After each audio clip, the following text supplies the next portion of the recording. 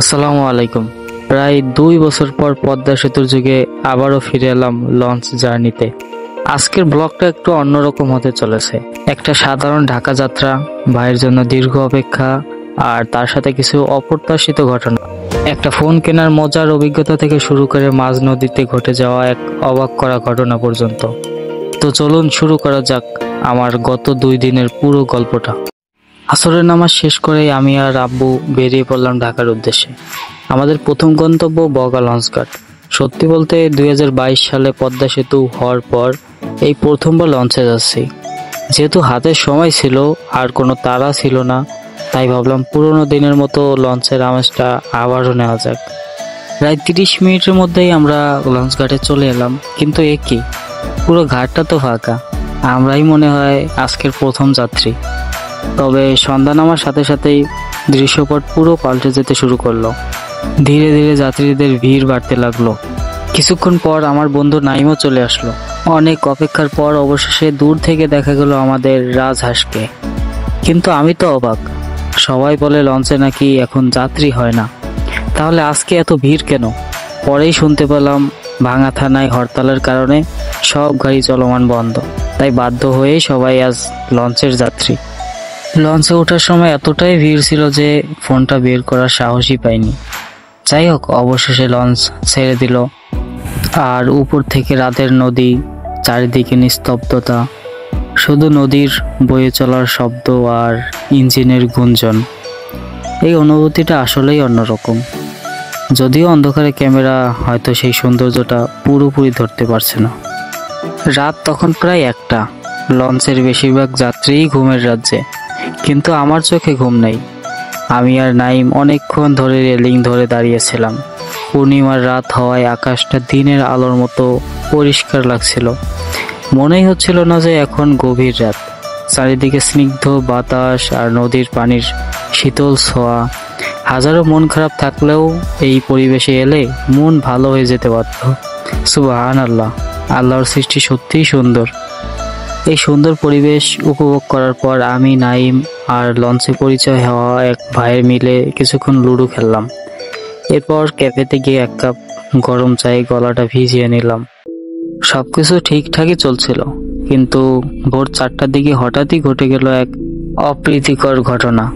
ক্যাফের পাশে থাকা এক আন্টির ব্যাগ চুরি হয়ে যায়, যাতে অনেক গহনা আর নগদ টাকা ছিল।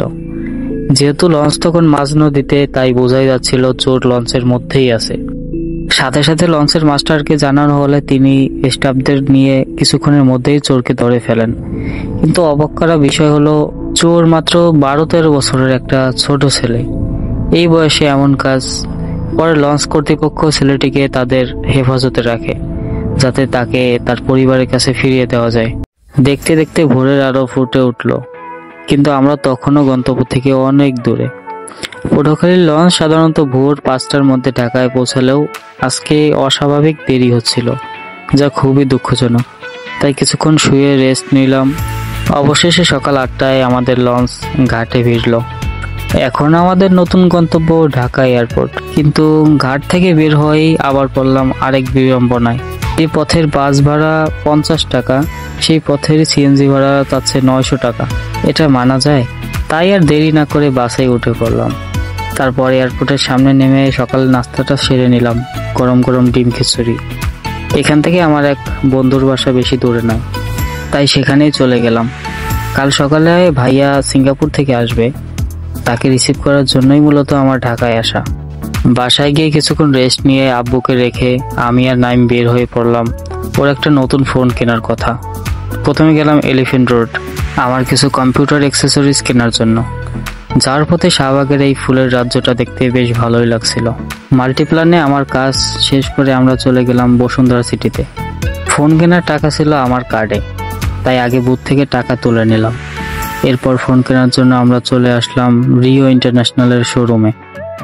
অনেক খোঁজাখুঁজির পর নাইমের জন্য নিলাম Redmi note 14 pro plus white colour.